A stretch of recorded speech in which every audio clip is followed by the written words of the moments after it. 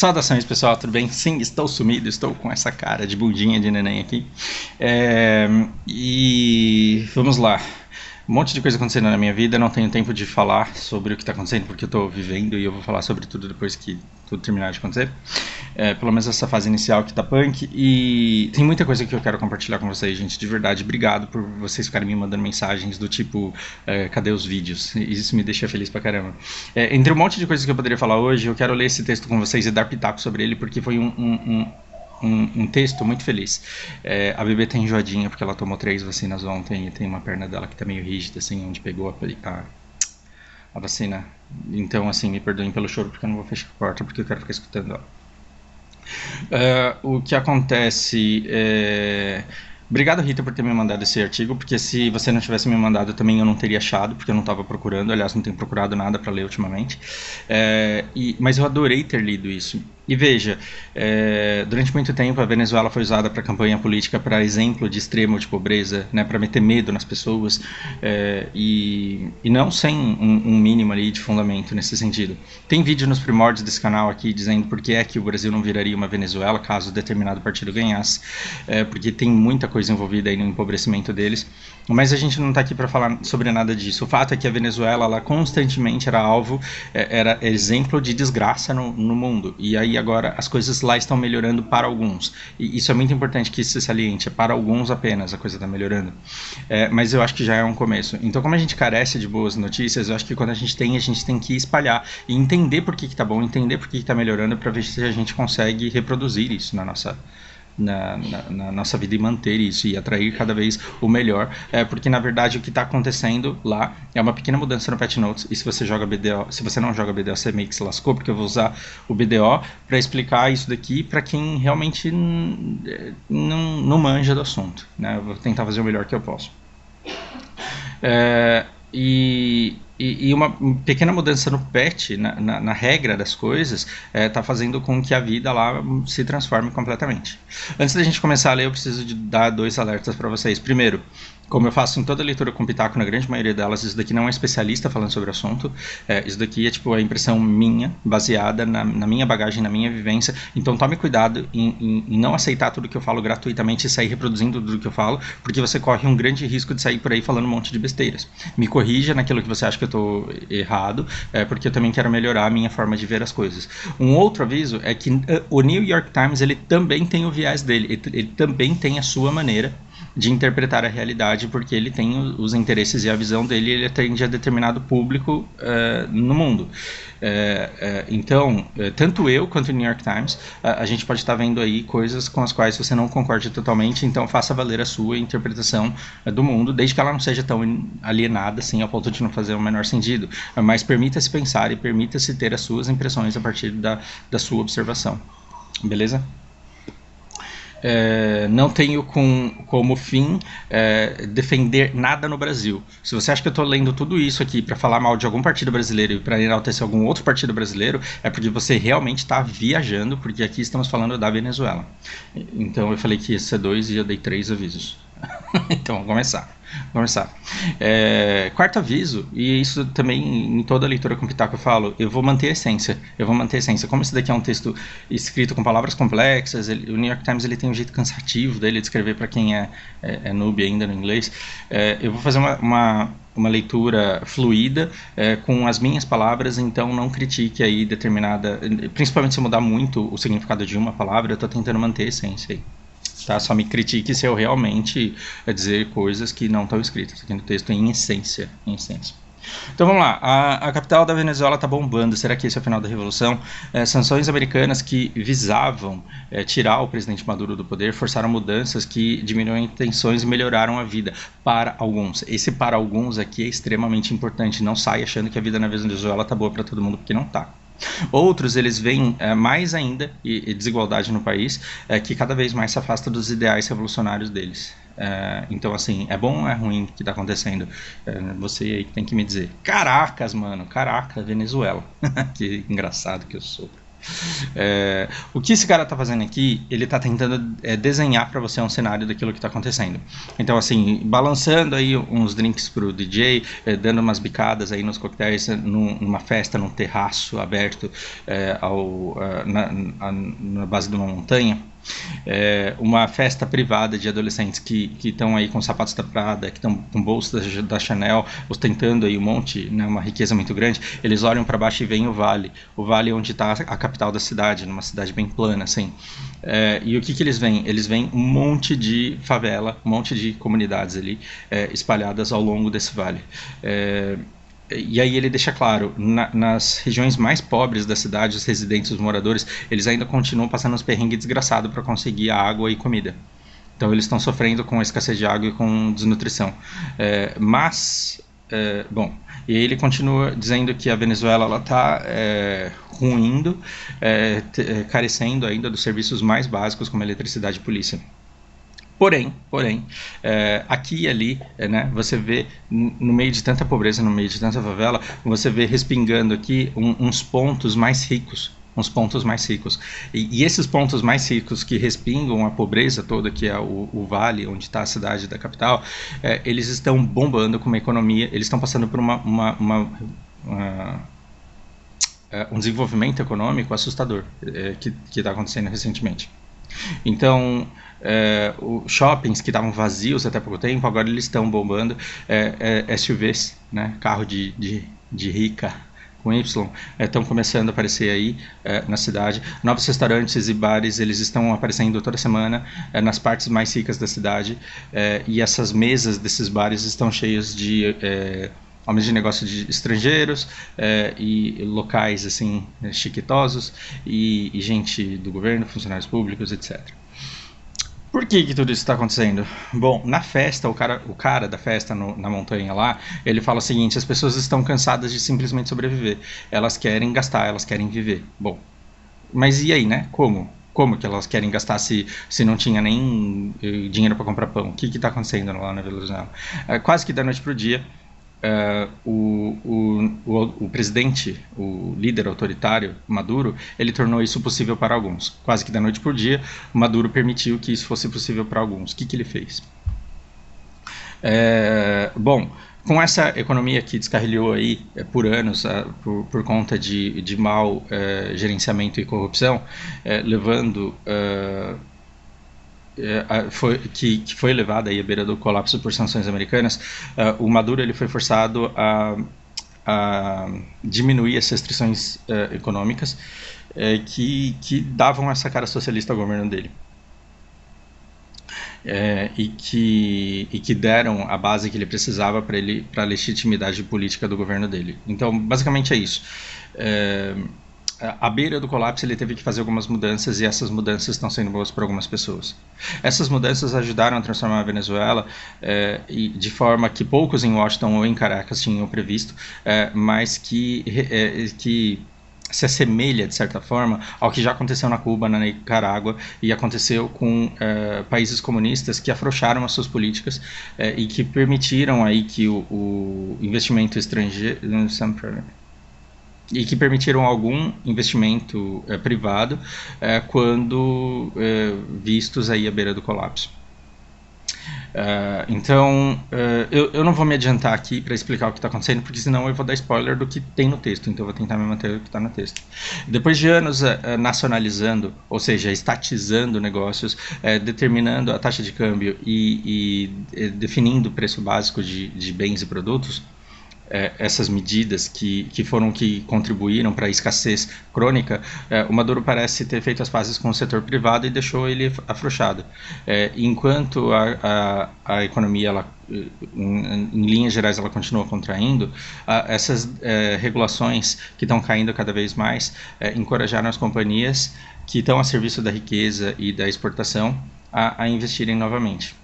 Gente, então eu vou falar sobre 3 coisas aqui. Quando você estatiza um monte de empresas, o que você faz? Você diz que o governo vai gerenciar essas empresas.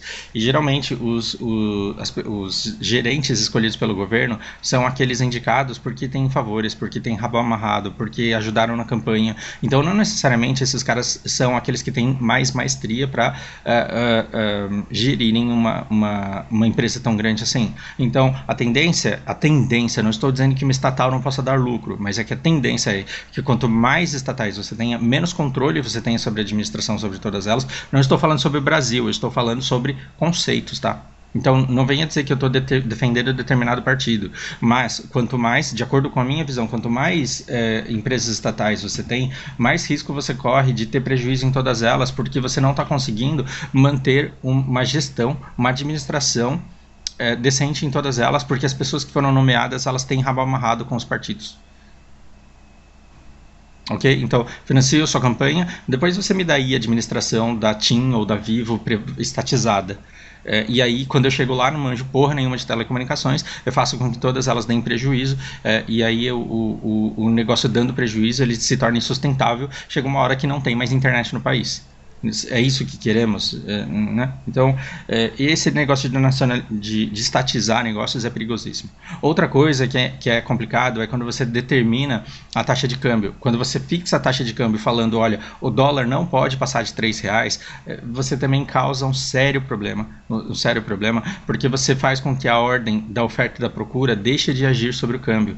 E aí as moedas elas passam a ter um valor irreal e os negócios deixam de acontecer. Que se eu for explicar aqui, a gente envereda por um caminho que eu não volto mais. E se você manja muito de economia, você deve estar morrendo de tédio porque eu estou explicando o óbvio, mas esse texto ele é para explicar o básico de quem realmente gosta de jogar BDO e não se atenta, mas tem curiosidade de entender como é que as coisas funcionam. Agora, imagina assim, um governo que declara quais os preços que devem ser praticados no mercado. Uma coisa que tem aqui muito na minha região, é gente que usa garagem de casa para abrir um negócio próprio. E nessas garagens, você vê que muitas dessas garagens aqui ao redor da minha casa, elas vendem bolos caseiros. Então tem uma grande competição de bolo caseiro aqui. Só que o que você percebe? Que esses bolos eles também têm demanda. Esses negócios eles não fecham. Por que eles não fecham? Porque tem gente comprando bolo. É hábito da minha vizinhança aqui que eles comprem bolos caseiros das pessoas que fazem. E é claro que você sempre vai ter um favorito ou outro. Tem um lugar aqui em que o bolo custa R$12 e tem um outro lugar em que ele custa R$15 e para lá tem um bolo de R$10. O bolo de R$10 ele é barato e gostoso. O de R$12 ele é um pouquinho mais caro, mas ele é mais gostoso. E o de R$15 ali, que é o mesmo bolo, né? Não é que é com cobertura, nada. É o mesmo bolo da mesma coisa, só que ele custa R$15. Só que ele é uma delícia. Então eu posso viver comendo bolo de R$15, talvez possa, mas eu posso viver do de 10 e de vez em quando me dar ao luxo de comer um de 15. E aí eu vou dosando aquilo que é mais importante para mim, economia ou satisfação, eu vou dosando ali o que é saudável, o que não é, e eu vou determinando o negócio de quem que eu ajudo. E todos eles têm o lugar deles ao sol, todos eles estão conseguindo vender. Quando eu chego aqui falando, escuta, eu quero acabar com a inflação e eu quero que o povo tenha condições de levar uma vida digna, então eu quero que o bolo de todo mundo custe R$5. E aí eu venho e coloco essa regra, que qualquer pessoa que vende um bolo acima de R$5 vai ser preso pelo governo. O que eu faço? No dia seguinte, os negócios, as casas, as garagens, as famílias que vendem bolo aqui estarão todas fechadas. Por que elas estarão todas fechadas? Porque para vender o bolo por 12, ela gasta mais ou menos uns 7, 8 e aí ela ganha um lucro de uns 5 por bolo, vamos colocar assim. Se ela está gastando de material, de gás, de refrigeração, se ela está gastando com tudo isso cerca de 6 ou 7 reais e vem o governo e fala assim, você pode vender no máximo por 5, o que acontece? As pessoas param de produzir. Aí o que vai acontecer? Eu vou fazer aquela minha caminhada matinal, que eu estava indo muito bem, já parei, não sei porquê, e vou começar a dar uns rolê na rua aqui e não vou ver ninguém vendendo bolo. E eu vou ter o dinheiro e não terei o que comprar. Muito nos primórdios desse canal eu fiz uma pergunta para vocês. É melhor você ser pobre num país muito rico ou é melhor você ser rico num país muito pobre? Reflitam aí. Porque a gente está acostumado com a escassez de dinheiro, mas a abundância de produtos à venda. Agora imagina você ter muita grana e sair e não ter o que comprar. Por quê? Porque as pessoas simplesmente não ganham dinheiro com isso. Então imagina que você que baixa uma regra, que um patch, imagina a PA fazendo isso, só para você trazer a realidade do jogo para o mundo real, para você trazer a natureza do jogo para o mundo real. Eu estou fazendo o que aqui? É, eu estou pegando esse ferro que custa 300 e pouco. Eu não sei quanto custa o minério de ferro. Ele custa 379. Ele custa 379. E eu estou derretendo dois desse daqui para fazer um ferro derretido, que é 1.600. Então, o mero trabalho que eu estou fazendo aqui, ele está me dando lucro. Imagina que, se eu quiser vender esse ferro derretido, eu vou colocar no mercado lá por 1.670. Imagina que vem um Maduro e fala que, é o seguinte, você pode vender isso daí por 600 se você quiser, mas esse é o preço que o governo obriga você a vender. Por quê? Porque todo mundo tem que comprar barato. E porque o Maduro quer que no BDO todo mundo possa comprar ferro derretido barato, o que eu vou fazer? Eu vou perceber que eu tenho que vender por 600, eu não posso vender pelo preço que eu quiser, e eu vou perceber que eu preciso, para fazer um ferro derretido, eu preciso de 2 minérios de 379. Pô, então você está me dizendo que eu vou gastar aí quase 800 para poder vender por 600, sendo que eu estou gastando meu trabalho nisso? O que eu faria se o Maduro chegasse no BDO congelando preços? Eu pararia de produzir. Eu falaria, por que eu vou ficar derretendo esse negócio se, tendo o trabalho de derreter, eu vou ter que vender mais barato do que eu tinha antes? E aí ele fala, Você vai tentar vender o minério de ferro? Então beleza, o minério de ferro agora vai custar 100. Aí sabe o que acontece comigo, que tenho, sei lá, não sei quantos ferros guardados aqui? Eu vou falar, beleza, você quer que eu venda por esse preço? Não vou vender. Não vou vender. Aí você entra no mercado, você não tem ferro, minério de ferro, você não tem ferro derretido e você não tem lingote de ferro. Porque quem vê aquele preço prefere ter a matéria-prima, do que o dinheiro, porque o dinheiro ele deixa de valer o que ele deveria valer pela lei da oferta e da procura. Então, quando a gente viu fotos desesperadoras do supermercado venezuelano, onde as prateleiras estavam todas vazias, significa que o país ele não tinha riqueza mais. Ele podia até ter riqueza, só que as pessoas estavam guardando fubá, elas estavam guardando milho, elas estavam guardando a farinha de trigo. Por quê? Porque elas não queriam fazer o bolo, porque senão elas gastariam R$7 para vender por 5, só porque o Maduro congelou, ele set the price of basic goods. Então, olha como uma mudança no patch pode arruinar completamente a vida de pessoas num país inteiro. Então, assim, cada uma dessas coisas, a estatização, a determinação da taxa de câmbio o congelamento, o tabelamento de preços, tudo isso fez com que você tivesse escassezes crônicas de qualquer produto que fosse. E agora, à beira do precipício, ele teve o quê? Que fazer as pazes com o setor privado e afrouxar a rigidez dessas regras aqui que ele tinha criado. Então, a economia ela continua contraindo, mas você está tendo aí algumas iniciativas para que outras... para que empresas passem a investir. Os dólares, isso daqui é outra coisa deliciosa de se ver também. Os dólares agora eles são aceitos em todo lugar. Apesar de o Maduro frequentemente dizer que os Estados Unidos são a causa de todos os problemas venezuelanos. É muito fácil, né? Você chegar no poder, fazer um monte de merda e depois dizer que a culpa da desgraça é do seu vizinho e que se você fosse lá e matasse o seu vizinho, todo mundo seria rico no seu país, quando na verdade foi a sua mudança no patch notes. Não patch. O Notes é o que vem e esmiuça lá e diz exatamente o que aconteceu. Mas foi uma mudança no patch, nas regras de funcionamento que fizeram com que tudo isso acontecesse. Então, a moeda do país, o Bolívar, ele foi foi inutilizado pela hiperinflação. Então, ela é difícil de achar. Então, outra coisa, imagina que a gente tivesse tanta inflação, que o bolo de 10 amanhã custasse 15 e depois de amanhã ele tivesse 22 e que depois de 5 dias ele tivesse 800. Isso daí é uma inflação desenfreada. E em momentos de inflação desse tamanho, as pessoas elas deixam de produzir porque elas compram por 10 e na hora que... Bom, elas até produzem, mas para vender no boom, assim, né? Para vender na pressa. Compra um monte de material, estoca um monte de material, quando vende, pega todo o dinheiro e já compra materiais novamente. Num estado de hiperinflação, o dinheiro ele se torna uma batata quente, então as pessoas trocam muita mercadoria por muita mercadoria, tentando ficar o mínimo de tempo possível com o dinheiro, porque senão ele vai desvalorizar. Só os grandes bancos é que lucram horrores com correção monetária, com ajustes, e isso daí lembra muito o nosso Brasil aí na década de 80, ainda bem que passou. Bom, e aí o Maduro ele disse, eu não vejo isso como uma coisa muito ruim, eu não vejo isso como uma coisa ruim, esse processo de dolarização, disse ele na televisão. Ainda bem, né? Graças a Deus que isso existe. Maduro dizer isso, cara, né? Aquele nacionalista que dizia que os Estados Unidos eram uma grande causa, porque você vê que a situação de decadência ela foi tão extrema, ela chegou tão longe que alguma coisa precisava ser feita a respeito, alguma coisa precisava mudar.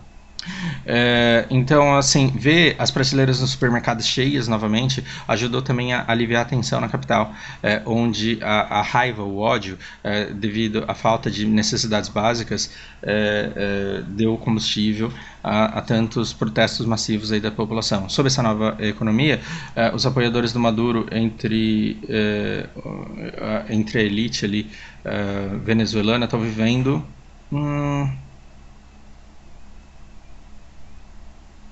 Ok. O que está acontecendo? Os caras que são ricos na Venezuela, porque tem muita gente rica lá, eles estão com pilhas de moeda estrangeira forte. Então, assim, já que está dolarizado o país, eles têm muitos dólares, mas muitos dólares. Esses dólares, eles valem fortunas do dinheiro local. Eles têm poder de compra avassalador no local. Só que, graças às sanções americanas, eles não podem gastar esse dinheiro fora da Venezuela. Então, tudo que o ricaço da Venezuela queria é ir para Disney, ir para Orlando, gastar, fazer compras e voltar. Só que, graças às sanções americanas, eles não podem sair fazendo investimentos em bancos estrangeiros, por exemplo. E aí o que você faz? Você pega todos esses dólares e fala, já que eu não posso sair daqui, e já que eu tenho dólar que vale uma grana muito, muito alta, então eu vou querer sair e vou gastar. E é nessas que esse bar aqui de cima, que a gente viu lá em cima, à beira da montanha, lucra, porque ele faz uma baita de uma festa e aí os ricaços eles ficam lá tomando champanhe e discutindo as suas futuras viagens de iate, as viagens que eles vão fazer, e aí começa aquele jogo de ostentação, né? Aquele gordinho lá falando que isso daqui custou 2K, isso daqui custou não sei quantos K, né? E aí você pode falar assim, mas isso é uma coisa ruim, e eu não consigo ver isso como uma coisa pior do que estava antes. Eu não consigo ver essa coisa como pior do que estava antes. Porque se eles fazem uma festa milionária, essa festa vai ter demanda. Essa demanda vai ativar abastecedores de champanhe, de gelo, de uma série de coisas, de comida. Esses abastecedores eles vão precisar contratar trabalhadores. E o que você faz? Você faz com que aquele cara que tinha dinheiro e não tinha onde gastar porque o supermercado estava vazio, você pega aquele cara que era milionário e tinha muita grana parada que não servia para nada porque ele não tinha que comprar e faz com que esse dinheiro seja usado para ostentar e esbanjar, sim, só que aí esse dinheiro ele vai lentamente permeando a comunidade, a sociedade, porque aquele cara que usou o refrigerador dele para fazer gelo e vender para festa, ele pegou aquele dinheiro e foi na vizinha, e como ele não tinha mais espaço para carne dentro do refrigerador dele, ele pediu para a vizinha fazer um bife, e fazendo bife ela vendeu para esse cara e com o dinheiro do bife ela foi lá e comprou um pão. E aí você vai fazendo com que esse dinheiro dos milionários que estão numa moeda forte, que é o dólar, você vai fazendo com que esses dólares aí comecem a penetrar na comunidade, na sociedade, e que lentamente ela comece a trabalhar e gerar mais riqueza. Isso assim, para mim tem um valor inestimável, por mais que demore. Aí você fala, mas você acha justo o cara tá lá no topo da montanha bebendo a champanhe dele e o cara ali embaixo tá lutando pelo pão? Como assim, eu não consigo ir lá e dar champanhe pro cara que tá lá embaixo, eu tenho que esperar que esse dinheiro ele permeie e que o alcance de alguma maneira. Porque, não sei, que governo ou que empresa pegaria, né, todo esse dinheiro para... Igualdade é um negócio complicado de defender.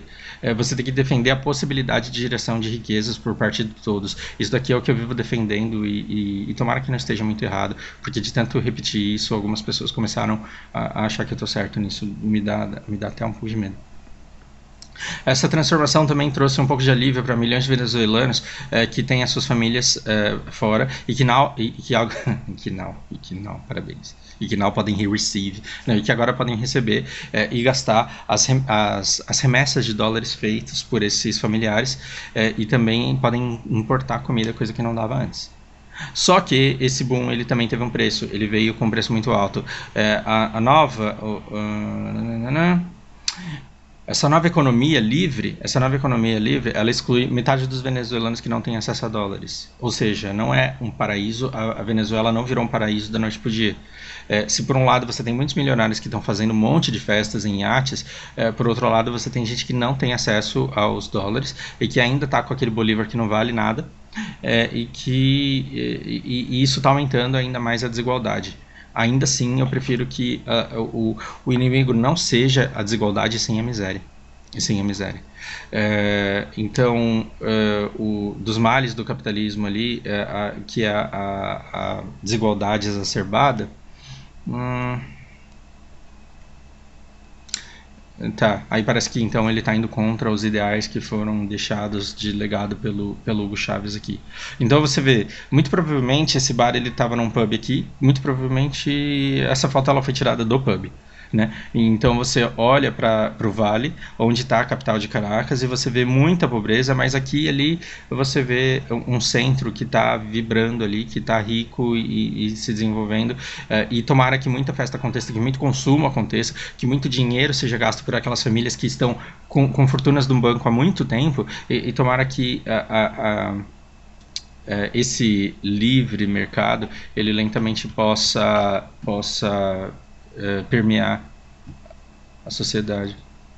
Desculpa, me distraí. Isso daqui era para ter aparecido aqui, só apareceu aí porque eu tinha usado o BDO para exemplo. Tá. Em discursos, o Maduro ele continua a promover essa visão da Venezuela, nos quais os recursos eles são compartilhados de maneira igual.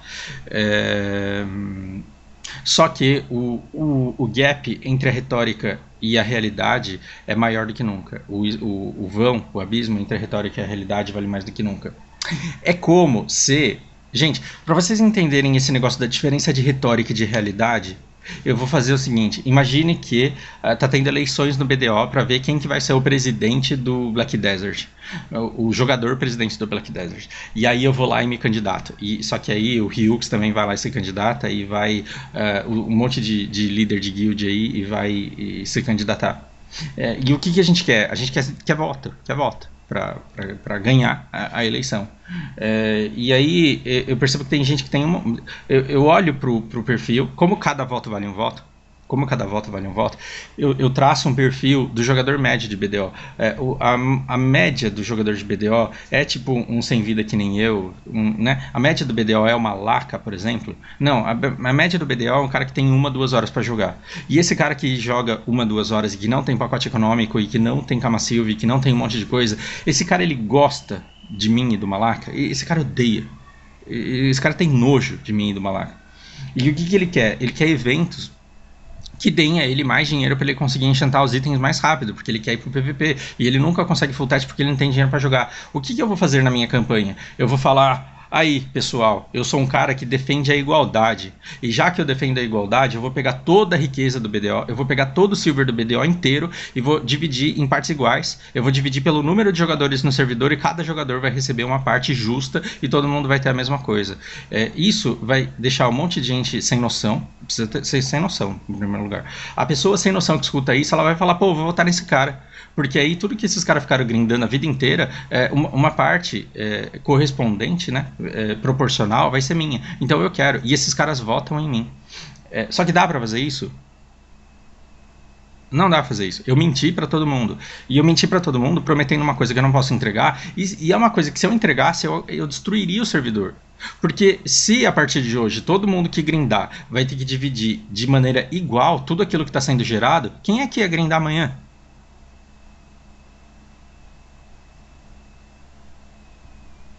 Eu estou fazendo uma pausa longa e intencional.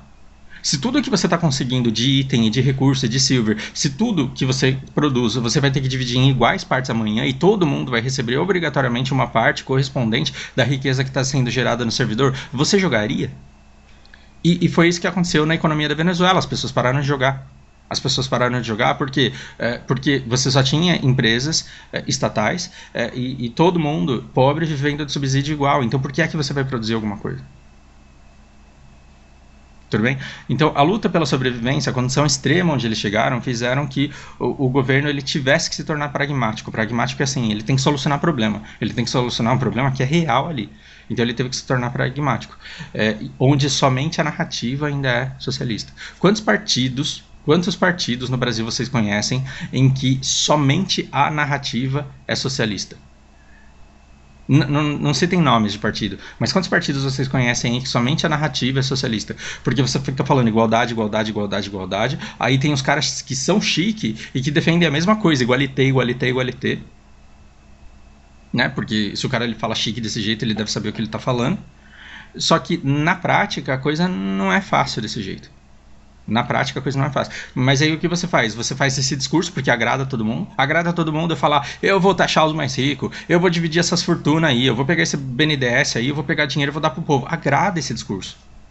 Só que não necessariamente esse discurso ele é praticável, então ele fica só na narrativa, e aí quando você é finalmente eleito, o que você faz? Você continua dando dinheiro pro Itaú, pro Bradesco, pra Vivo, pra Claro, pra TIM, as oligarquias ali, aquelas, né, ou Friboi, JBS, tudo o mesmo grupo, são pequenas oligarquias, como se fossem as antigas capitanias. Aí eu tentando falar bonito, falando besteira.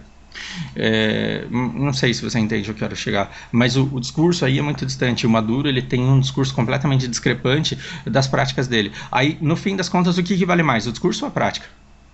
O que vale mais? Fausto, agora eu vou me dedicar ao inglês, eu vou estudar pra caramba. Agora eu vou fazer dieta porque agora eu quero. O que vale? O discurso ou a prática? A pessoa começar a praticar e começar a fazer uma dieta e começar a dormir bem e descansar. A prática ela vale muito mais do que o discurso, então não interessa o que o cara está falando, mas a prática dele ali no dia a dia ela tem sido positiva para o país. Tá? Até alguns membros do próprio partido dele estão dizendo que ele é um traidor dos ideais do Chaves, esse capitalismo selvagem que apaga anos de perrengue aí que a gente passou. Eu estou usando a palavra perrengue para esse trogo, desculpa, porque eu acho que descreve muito bem. E aqui também é outro ponto sensacional que pode causar reflexões. Esse vídeo está ficando longo, mas é porque eu acho que ele vale a pena ser longo, porque ele se trata de uma causa que é bastante abrangente. A produção de óleo, que é a maior fonte de renda do país, de fundos do país, ela está se estabilizando depois dos menores níveis desde 1940, quando o Maduro suavizou aí a pegada, afrouxou um pouco a pegada do Estado no setor e abraçou os investimentos da iniciativa privada. Como que eu dou pitaco nesse parágrafo? Esse parágrafo é pequeno, mas ele é importantíssimo. Imagina assim, petróleo nosso, os professores de história devem estar querendo me matar agora quando eu tentando associar essa fala com essa prática. Mas eu bato no peito e falo assim, petróleo é nosso, petróleo é brasileiro, só brasileiro pode explorar porque é uma riqueza brasileira. Então eu instigo o nacionalismo. Quem não entende porra nenhuma de petróleo vai falar, mano, o cara ali, ele tá defendendo que é nosso mesmo. Esse cara eu confio nele. Por quê? Porque ele quer o bem do Brasil. E eu fico falando, não, o petróleo é nosso e só a gente vai explorar porque ele está em terra brasileira e a nós pertence e é a gente que tem que usufruir dessa riqueza. Só que o petróleo está no fundo do mar. Para você chegar no fundo do mar, você tem que gastar em equipamento. Você tem que ter pessoas qualificadas. E na Venezuela não tem. Na Venezuela não tem equipamento, não tem conhecimento, não tem tecnologia, não o suficiente para fazer. Eles chegaram num colapso econômico tão grande que nem dinheiro para cavar o poço para tirar o petróleo de lá eles tinham. E aí o que fazia? Não extraía. E quando não extraía, ficava sem a maior fonte de riqueza do país. Porque no boom do petróleo, quando o preço estava muito alto e a produção dele estava muito alta, o que ele fez? Eu quero essa torneira toda para mim, eu pego toda essa riqueza e eu dou dinheiro pro povo. Então ele estatizou tudo e saiu dando Bolsa Família para todo mundo ali. Bolsa Família é uma coisa boa, não estou querendo associar negativamente a isso. Mas ele foi dando subsídios para todo mundo e dando os biscoitinhos, quando na verdade ele estava com toda a riqueza. Chegou um ponto em que a necessidade de biscoito se tornou muito maior do que a quantidade de dinheiro gerado pelas torneiras de petróleo dele. Por quê? Porque o preço caiu e as torneiras secaram. E ele precisava cavar mais poços e não tinha dinheiro. Então eles não conseguiam nem extrair o petróleo que eles estavam devendo para a China. Eles não conseguiam nem extrair o petróleo que o mercado demandava. E eles feriram tantos direitos humanos, direitos de liberdade individual, que eles começaram a sofrer sanções econômicas. Eu só tô com medo de colocar os Estados Unidos como defensor dos pobres coitados, porque essas sanções econômicas... Aí eu entro num lugar que eu prefiro não entrar, meu Deus do céu. Perdão. Bom, percebe então que a hora que você abandona esse discurso que é bonito e vai para coisa pragmática que vai e resolve o problema, você liga para uma empresa japonesa, você liga para uma empresa inglesa, você liga para uma empresa americana e fala assim, escuta, Você não quer vir aqui cavar um poço no meu país, porque aí o petróleo que sair vai gerar renda e a gente divide, aí eu pago pelo seu custo de trabalho e eu fico com parte da riqueza que me é direito porque o petróleo está aqui no meu território? Vem uma empresa de fora, fica feliz e ganha dinheiro, e você vai ficar mais feliz ainda, porque essas empresas vêm de fora, mas elas vão contratar muita mão de obra local. Vai ter muito venezuelano sendo contratado por empresas estrangeiras para trabalhar na extração desse óleo. Eles vão conseguir salários, esse dinheiro do salário deles vai permear a sociedade, e ainda assim você consegue riquezas para pagar as contas do país.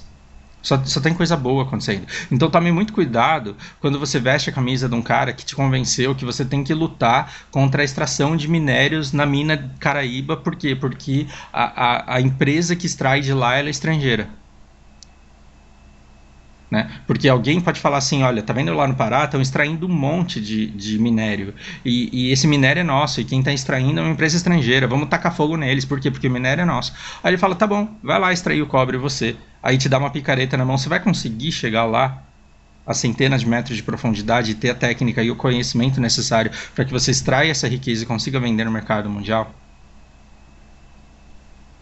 Tem algum problema em um país ele ser vendedor de petróleo, de cobre, do que for? Não tem problema, desde que você saiba o que você vai fazer com o dinheiro que você está recebendo e se você vai conseguir transformar isso em mais riqueza ainda. Tudo bem? Bom, eu acho que já foi toda a parte que eu queria passar. Eu lembro que essa parte do petróleo aqui era uma das mais relevantes para mim. Isso acontece, isso mostra o quanto riqueza em excesso pode atrofiar a sua capacidade de aprender a lidar melhor com as coisas. É por isso que jogador que usa hack nunca aprende a jogar. Por quê? Porque ele gera dinheiro tão fácil que ele nunca se esforça. E ao não se esforçar e nunca estudar, ele nunca aprende e nunca melhora. Ele nunca melhora. A Venezuela usou a abundância de recursos dela como se fosse uma garantia de riqueza eterna. E aí chegou uma hora que isso não foi mais. Agora eles estão tendo que trabalhar em cima disso. Mas ao invés de continuar com os gastos públicos exorbitantes da era do Chaves, tem havido cortes profundos em programas sociais. O gasto do governo caiu 25% no último ano, de acordo com uma consultoria aí. A drástica liberação da economia foi acompanhada por uma repressão política que foi utilizada para eliminar qualquer vestígio de oposição organizada contra o governo do Maduro. Tô defendendo o Maduro? Claro que não. Esse cara, não sei, não deveria ter... Mas aí, por que ele chegou onde ele chegou? Ele chegou onde ele chegou porque as instituições do país foram enfraquecidas. As instituições do país foram enfraquecidas. E aí isso tudo, dado a monopolização dos recursos da extração de petróleo, fez com que esse cara estruturasse tudo de maneira que ele pudesse se consolidar no poder. Por que eu estou falando tudo isso? Porque pode ter muita gente que assiste o canal do Rafael lá. O Rafael é um cara inteligentíssimo, só que ele defende uma causa com a qual eu não concordo. E pode ter muita gente que assiste ideias radicais que fala, tá vendo? O problema tudo disso daí é a existência do Estado. Se o Estado não existisse, não teria problema. Bom, isso daqui foi resultado do fruto da fraqueza das instituições. E mostra que quando as instituições são fracas, o poder do capital ele é extremamente sedutor e ele pode sim dar poder pleno na mão de uma pessoa só. Porque você acha que o Maduro está lá sozinho, sem nunca ter dividido essa riqueza com ninguém, sem nunca jamais ter corrompido ninguém. Então quando você permite que alguém se aproprie da torneira do petróleo e dê destino a toda a riqueza que é gerada a partir disso, ele consegue silenciar e comprar e corromper as instituições para que ele se mantenha lá e dali uma pessoa só ela tem a capacidade e o poder de arruinar com o país inteiro. Porque as pessoas corrompidas elas estavam fora do país gastando dinheiro que eles tinham herdado. E era em troca dessa liberdade que eles davam apoio a esse cara. Então, eu só tenho que tomar cuidado porque eu estou falando aqui a abertura do mercado, abertura do mercado, abertura do mercado. Aí pode vir alguém e fale a abertura plena do mercado é a solução do mundo. E eu não concordo com isso, não. Se eu estiver passando essa ideia é porque eu estou trabalhando muito mal. Bom, esse novo modelo, levou alguns venezuelanos a chamarem o país de China tropical. E isso daqui eu achei que faz muito sentido. Os venezuelanos eles estão se auto-intitulando China tropical e eu acho que essa fala aqui ela tem todo sentido. Bom, a última notícia, e aí eu já vou encerrar mesmo sem chegar no final, porque esse texto é muito longo. A última boa notícia que eu vi aqui você tem uma nova confiança no mercado, cerca de 100 empresas agora começaram a emitir títulos, e aí eu não vou perder tempo do vídeo explicando o que são títulos e ações, isso daqui fica para você consegue encontrar isso facilmente no Google, mas a representação, a importância disso é muito grandiosa. Então, a confiança no mercado chega ao ponto de você ter várias empresas emitindo títulos e depois de 11 anos uma empresa foi lá e abriu capital na Bolsa de Valores local. Isso, cara, é sensacional. O governo, então, ele tirou a fita vermelha, ou seja, desimpediu e começou a fazer vista grossa a taxação e isso acabou dando um gás aí nas exportações privadas e tudo relacionado a óleo e chocolate, além de enriquecer as políticas, enriquecer pessoas que são conectadas politicamente e também enriquecer as elites de negócios tradicionais. Perdão, eu estou lendo uma parte aqui que eu mesmo não tinha lido antes de começar a gravar o vídeo. Bom, que legal. Esse negócio de você ser milionário, mas não ter onde gastar, gera o quê? O fato de você ter dinheiro, mas não ter riqueza, o que gera? Gera uma demanda reprimida. O que é demanda reprimida? Quando seu tênis está gasto, você vai lá e compra outro. Quando seu micro-ondas está parando de funcionar, você fica puto e joga no lixo e compra outro. E as coisas elas vão se estragando e você vai substituindo. Quando você tem muito dinheiro, mas não tem nada à venda, você fica com uma demanda retraída. Você é milionário, mas o seu tênis está velho, o seu micro-ondas está velho, o seu controle está com o botão quebrado, o seu mouse não funciona, o clique esquerdo.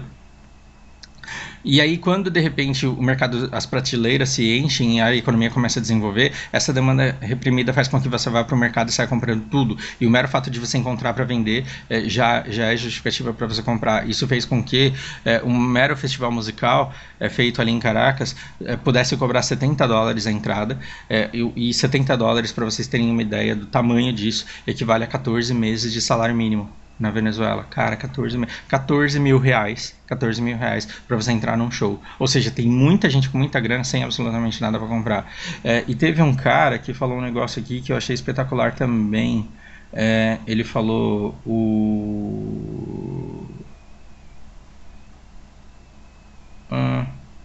não vou achar. Basicamente ele falou assim, o dinheiro ele está abundante, o que você precisa saber encontrá-lo, ou seja, já que tem um cara pagando $70 para entrar no festival, alguém está ganhando dinheiro com esse festival e alguém está fazendo gastos extravagantes em alguma outra coisa. Por quê? Porque o que vem fácil vai fácil. Então alguém também está querendo gastar muito. Essa demanda reprimida está fazendo com que aquelas pessoas que estão realmente passando perrengue, elas possam encontrar oportunidades de capitalizar em cima daquelas pessoas que estão vendendo, que estão com dinheiro para consumir. Então, a longo prazo, se você continuar do jeito que você está, a tendência é que estou mexendo no BDO aqui, calma aí. Se você soubesse aproveitar desse momento que a Venezuela está com essa demanda reprimida, você pode inventar alguma coisa que as pessoas tenham demanda. E você pode aproveitar que está todo mundo querendo encontrar alguma coisa também para começar a estruturar a sua rede de produção ao seu redor. Essas oportunidades estão aí com esse dinheiro permeando a sociedade. E aí quando eu li isso, eu fiquei tão feliz que eu decidi gravar isso e compartilhar isso com vocês, porque eu acho que esse positivismo, quando ele é calcado em realidade, ele deve ser espalhado, e não somente aqueles problemas que fazem com que a gente fique cada vez mais esperançoso com o mundo. Se você olha para esse mesmo texto que eu li, mas tem uma interpretação completamente diferente da minha, não coloque nos comentários que a minha opinião é uma bosta. Dê a sua opinião e me mostre por que ela é melhor que a minha. Eu estou ansioso para ler o que você tem a me dizer. Ok? Por hora é isso, e um grande abraço, até a próxima.